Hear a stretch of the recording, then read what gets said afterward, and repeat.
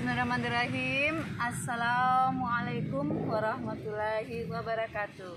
Alhamdulillahirabbil alamin. Segala puji dan puja kita panjatkan ke Allah Subhanahu wa taala yang telah memberikan kita nikmat iman, nikmat Islam, nikmat kesehatan dan nikmat kesempatan. Salawat dan salam semoga tercurah pada junjungan kita Nabi besar Muhammad sallallahu alaihi wasallam.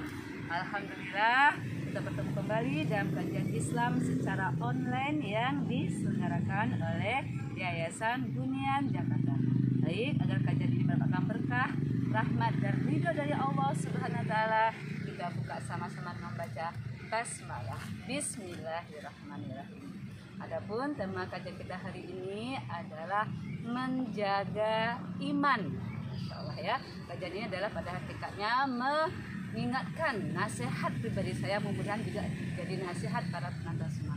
Bagaimana cara kita menjaga iman? Yang pertama kali, iman itu kita jaga dengan melakukan ketaatan kepada Allah Subhanahu wa taala.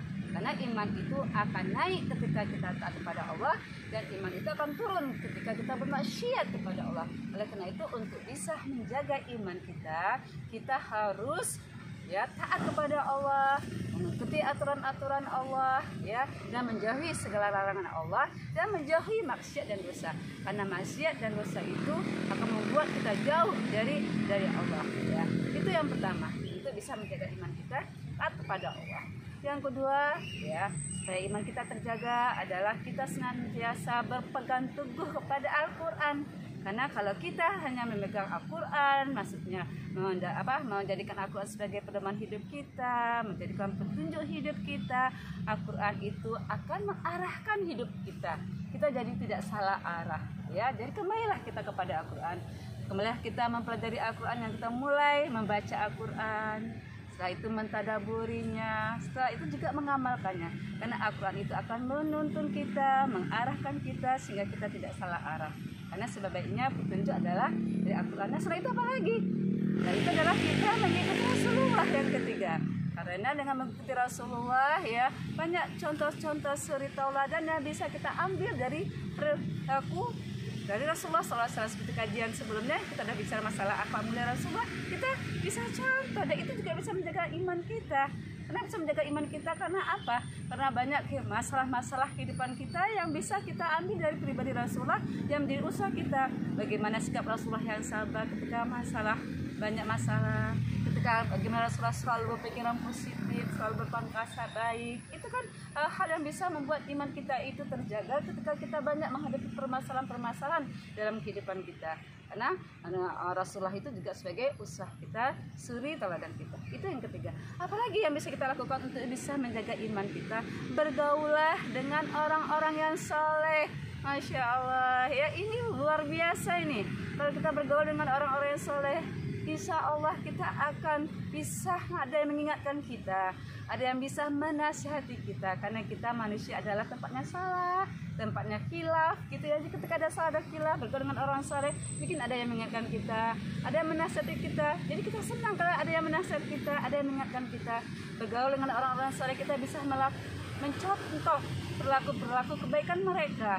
Mereka yang rajin sholatnya, yang rajin membaca Qur'annya, yang rajin sedekahnya, yang senantiasa berbuat baik kepada sesama manusia, masyarakat. Itu ambil contoh-contoh yang baik dari sahabat-sahabat kita yang soleh Kemudian apa lagi untuk bisa menjaga iman kita? Yang kelima adalah ikutilah kajian-kajian ilmu. Nah, ini Masya Allah ini juga bisa menjaga iman kita. Sekarang banyak fasilitas-fasilitas yang bisa kita lakukan, yang bisa kita ambil untuk kita mencari ilmu apalagi di masa pandemi ini online kita bisa ada YouTube seperti kajian Islam seperti hari ini juga bagian daripada ilmu. Kemudian apalagi banyak ustadz-ustadz atau ustadzah-ustadzah yang bisa kita belajar secara online. Itu juga menambah keimanan kita, menjaga iman kita, sehingga kita menjadi orang yang teratur hidupnya, terarah hidupnya dengan tausiah yang diberikan oleh para ulama ketika kita belajar menuntut ilmu atau mengikuti kajian-kajian ilmu atau taklim. Apalagi yang bisa menjaga iman kita? Perbarui taubat kita, perbaiki diri kita. Kita tadi saya katakan manusia adalah tempat salah Nah, Karena kita ketahui kita adalah manusia yang suka berbuat kesalahan, dosa. Ayo perbaiki diri kita. Fafiru Allah, ya. Dan baru segeralah kita memohon ampunan kepada Allah. Allah itu sangat luas ampunannya. Allah itu Maha Pengampun. Mari kita sama-sama ketika ada kesalahan-kesalahan, kekhilafan-kekhilafan, jangan nyama dengan kesalahan dan dosa. Segeralah bertobat, ya.